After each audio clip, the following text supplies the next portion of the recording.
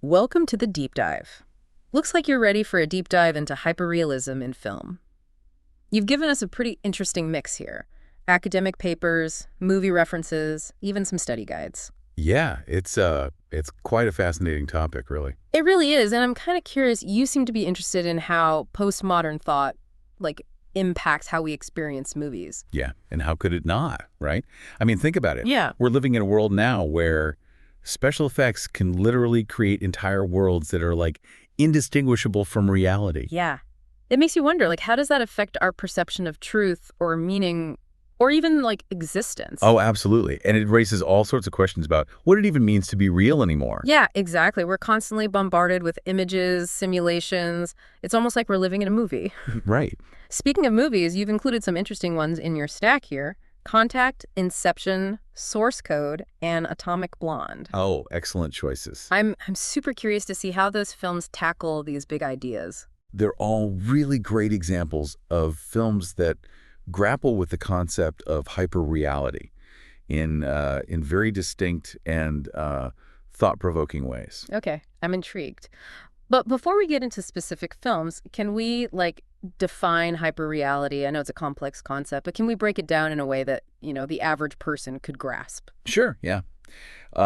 Imagine a world where the line between reality and simulation becomes so blurred that, you can't even tell the difference anymore. Okay. That's the essence of hyper-reality. It's Yeah. like the image, the representation becomes more real than the actual thing it's representing. Okay, I can see that, and I can definitely see how that plays out in film.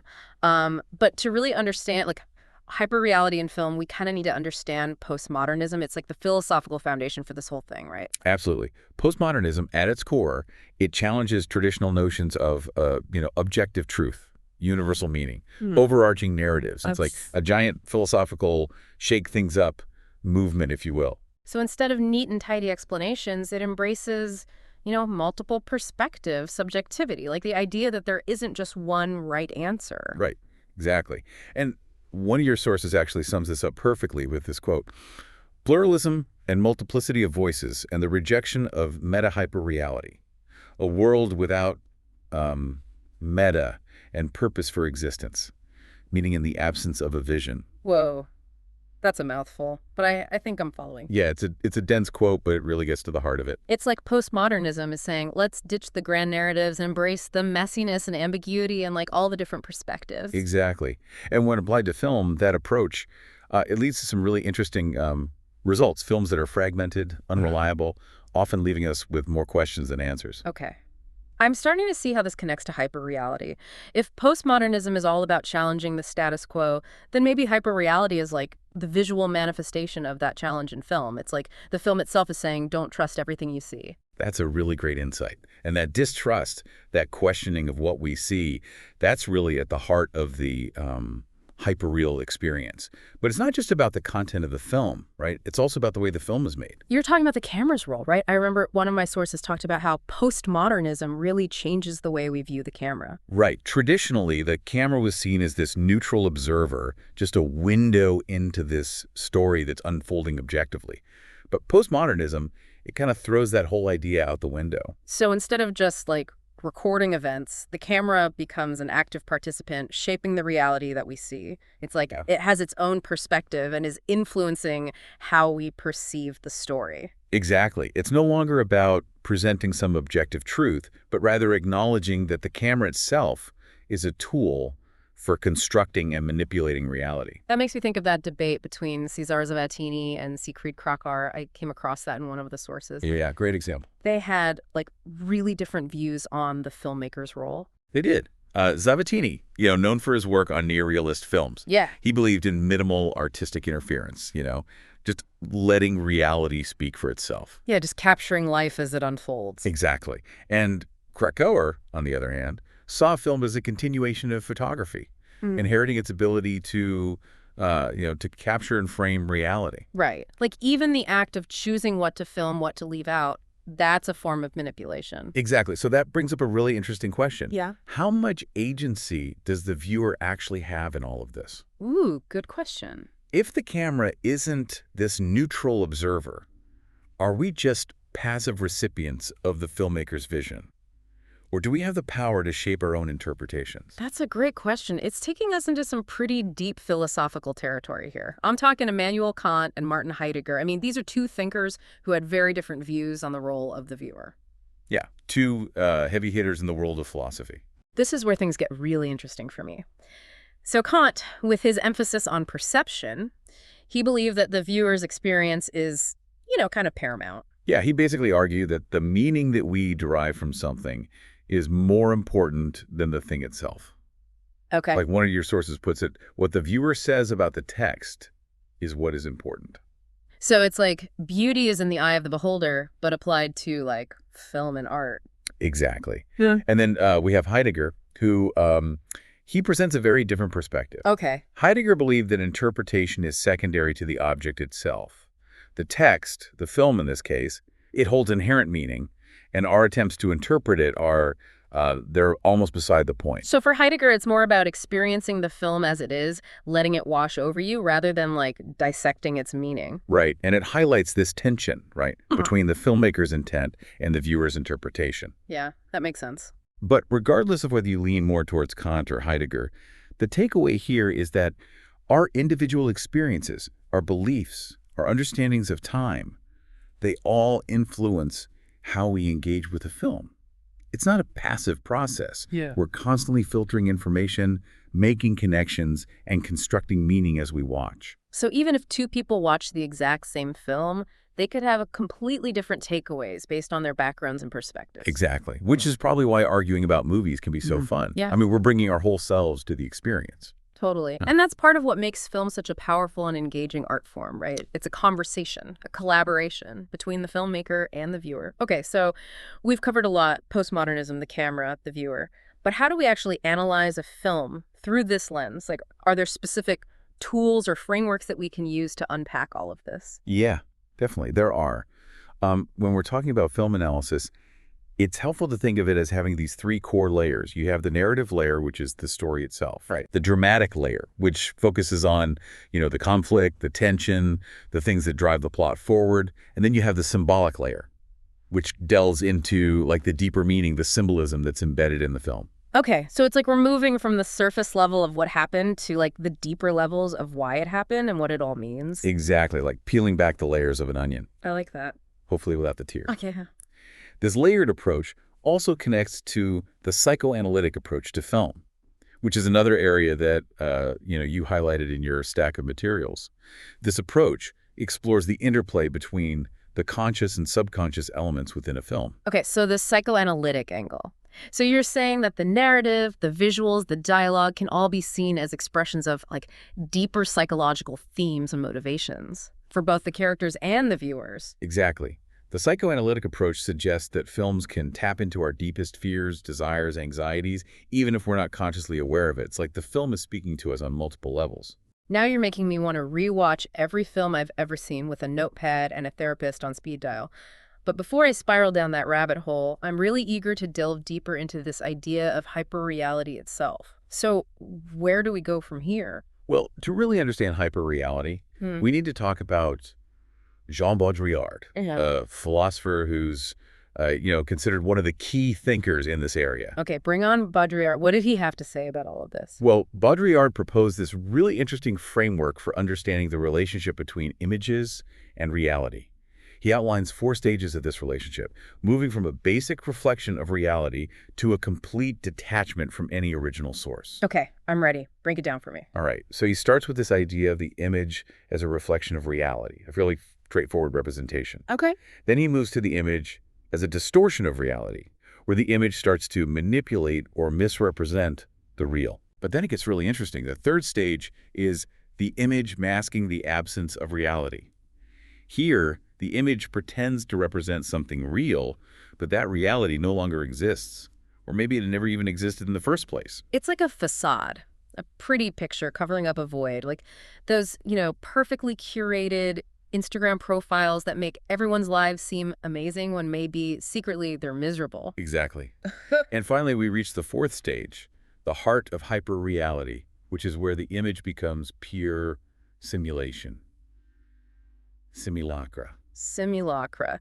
That word sounds so futuristic and kind of unsettling. It is, right. It's a copy without an original. So it's like the image has become more real than real? Is that even possible? It's a mind-bending concept. Baudrillard argued that in our media-saturated world, images have become so pervasive and so powerful that they've begun to replace the reality they were meant to represent. To quote one of your sources, images have become so real, they've replaced the reality they were meant to represent. Wow, that's kind of chilling when you think about it. It is. Makes you wonder, are we all living in a simulacra right now? Now, that's a question we could spend hours unpacking. But for now, let's consider how these stages apply to film. Think about special effects. They can create these entire worlds that look and feel real, even though we know they're not. That's a form of simulacra. Okay, I'm starting to see the connections here. But like, knowing these stages isn't just about being a film buff, right? This can help us navigate the real world, especially now with, misinformation and deep fakes and all of that. Absolutely. It's like Baudrillard is giving us a toolkit for critical thinking in a world where images are constantly, vying for our attention and belief. This is fascinating. But before we dive into those film examples, anything else we need to cover to fully grasp hyper-reality? I think we've laid a pretty good foundation. We've explored postmodernism, Baudrillard, and how they all, help us understand images and reality. I think we're ready to see how this all plays out in those films you've chosen. All right.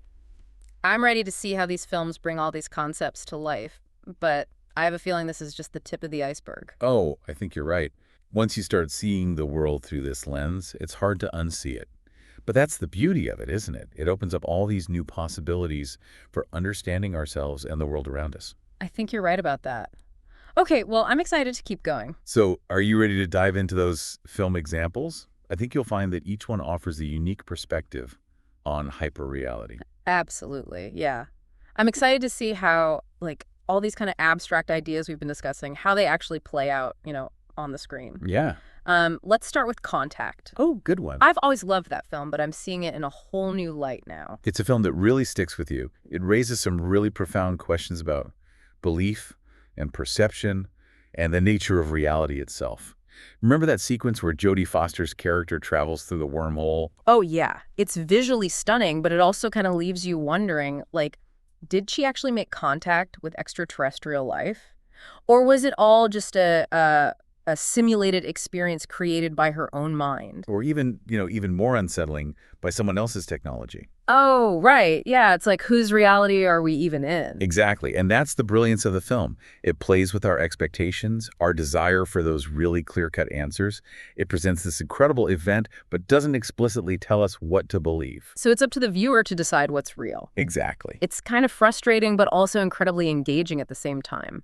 It forces you to confront your own beliefs about, the universe and the limits of human understanding. Exactly. Contact really embodies that postmodern idea of multiple perspectives, the rejection of those grand narratives, right? Yeah. There's no single truth that's revealed. It's all about interpretation, individual perception. And I think that ambiguity is what makes the film so powerful, It sticks with you long after the credits roll because you're still kind of wrestling with those questions. It's like the film itself becomes a kind of simulacra, a representation of an experience that we can't definitively categorize as real or simulated. That's a great point.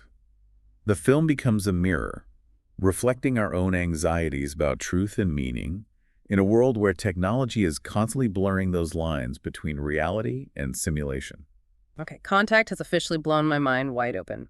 Let's move on to Inception. All right, another great one. A film that dives headfirst into the world of dreams, which is already a pretty slippery concept when it comes to reality. It is. Inception is a masterclass in world building and manipulating perception. The way Nolan constructs those dream worlds with their shifting landscapes and gravity-defying feats, it's visually spectacular. It's like he's creating a hyper-real experience within the film itself. You're constantly trying to figure out what's a dream, what's not, what layer of reality are we even on? Yeah, exactly. It's exhilarating and disorienting, all at the same time. And that disorientation is key to understanding how the film is engaging with hyper-reality. It's about deliberately blurring the lines between what we perceive as real and what's constructed, imagined, or even implanted. There's that scene, the one where the city folds in on itself. Oh, yeah. It's visually stunning, but it also makes you question everything you're seeing. It's like the film is saying, don't trust your senses. Reality is not as stable as you think. Right. It uses dreams as this metaphor for how our perceptions can be manipulated, distorted. It suggests that reality isn't this fixed entity, but rather a construct that can be influenced by technology, media, even our own, subconscious desires. So, in a way, the film is a cautionary tale about the power of images and the potential for manipulation in a world where technology is becoming increasingly sophisticated. It's like a cinematic version of Baudrillard's theories. I think you're right. Inception isn't just a sci-fi action film. It's a commentary on how we experience reality in a media-saturated world. Okay, my brain is officially doing backflips. Let's move on to source code. This one grapples with, time travel and alternate realities. Oh, yeah. Source code is interesting. It offers a really unique perspective on hyperreality by exploring the nature of time, the possibility of altering the past. Remember the premise, the protagonist is sent back in time to relive the same 8 minutes before a train bombing. Yeah. It's like that classic time loop scenario. But the film takes it a step further by suggesting that each time he relives those 8 minutes, he's actually creating a new reality, like a branching timeline based on his choices. And that's where the concept of source code comes in. It suggests that the past itself can't be changed, but these alternate realities can be generated, right, based on different actions and decisions. So each time he goes back, he's essentially inhabiting a simulated reality. So he's experiencing these simulated realities as if they were real, even though they're just constructs, created by this technology.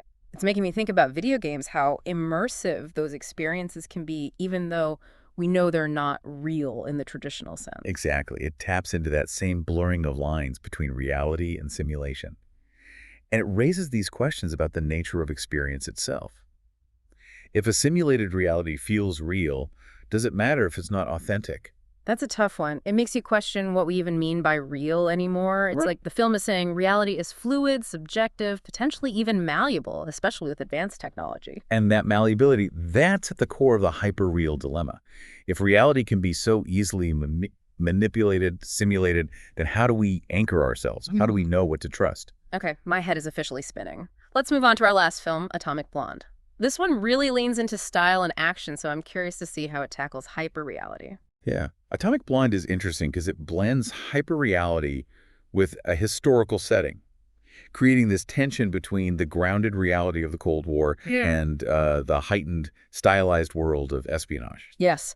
I mean, the film is known for those slick visuals, that incredible fight choreography, the, neon-drenched aesthetic. It's got it all. It feels gritty and glamorous at the same time. It's like a hyper-real version of Cold War Berlin. Exactly. And that visual style contributes to the film's overall sense of hyperreality. Yeah. The exaggerated action, the heightened colors, the stylized violence, it all creates this world that's both familiar and otherworldly. So it's not trying to be a realistic depiction of the Cold War, but rather like a stylized interpretation that uses hyperreality to kind of heighten the tension and the intrigue. Yeah, that's a good way to put it. It uses those stylized visuals to create this world where deception, double-crossing, they're the norm. Yeah. Mirroring that shadowy world of espionage it depicts. Right, you're constantly questioning who to trust, what to believe. It's like the film itself is a hall of mirrors, reflecting the distorted realities of the characters, but also the Cold War setting itself. It makes you wonder, is history itself a form of hyperreality? It's always filtered through the lens of the people who lived it, the people who tell the story? That's a really fascinating thought. It reminds us that even historical events can be subject to interpretation, manipulation, myth-making. It encourages us to be critical of the narratives that we're told, even those that claim to be, factual or objective. Wow, we've covered a lot of ground with these 4 films. It's amazing to see how hyperreality manifests in such different ways.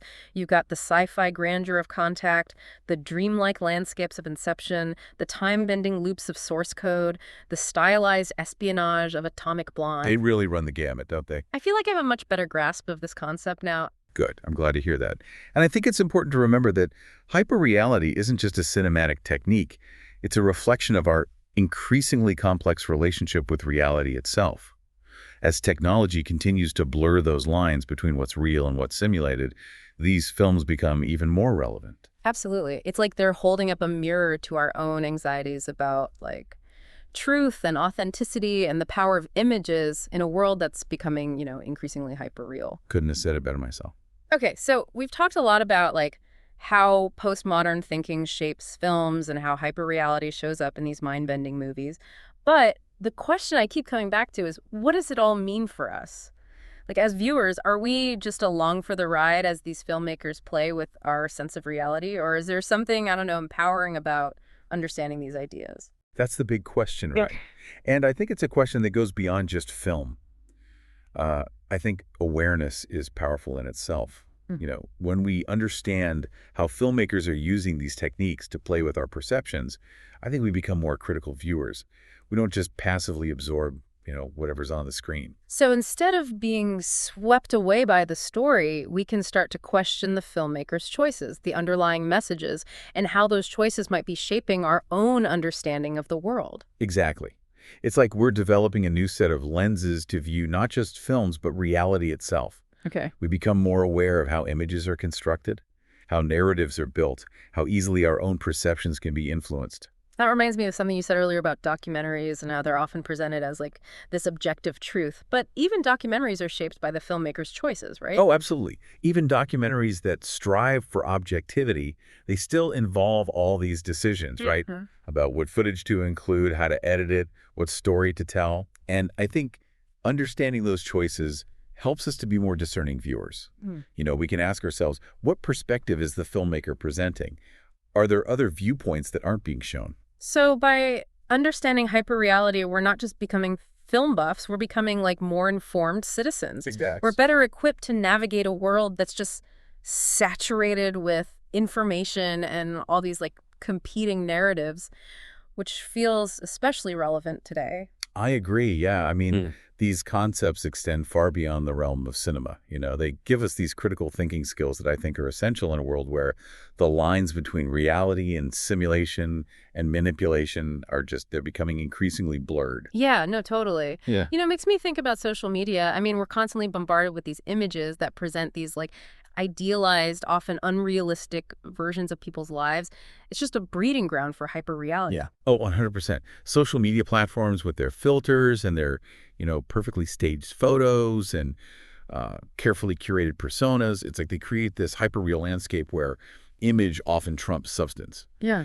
And, it's easy to get caught up in comparing ourselves to these idealized versions of others. And right. Those comparisons, they can be so toxic. They can lead to like feelings of inadequacy and anxiety and this distorted sense of self. But if we understand how hyperreality operates, we can start to kind of like deconstruct those images and those narratives. We can recognize them as like carefully constructed representations rather than these like accurate reflections of reality. Exactly. And it's not about becoming cynical or distrustful of everything that we see. It's about developing a healthy skepticism, being mindful of the forces that are shaping our perceptions, and being willing to question those narratives that we're being told. So instead of just passively consuming these images, we can engage with them critically. We can ask ourselves, what's the intention behind this image? What's being left out? What emotions is this image trying to evoke in me? That's it. It's about reclaiming our agency as viewers, recognizing that we have the power to choose how we engage with the media that we consume and to construct our own meaning from the images and the narratives that we encounter. Wow. This deep dive has been incredible. I feel like I've learned so much, not just about how to appreciate films, but about how to like navigate the complexities of this increasingly hyperreal world that we live in. It's empowering to know that we're not just these like passive recipients. We have the power to like shape our own understanding and experiences. That's the goal. I'm glad to hear you say that. And I hope this conversation, inspires you to continue exploring these ideas. Keep questioning, keep learning, and keep those critical thinking skills sharp. Because the world of hyperreality is all around us, just waiting to be deciphered. Who knows what other hidden layers you might uncover? I can't wait to find out. Thanks for taking this deep dive with me. It's been a wild ride. The pleasure was all mine. Until next time.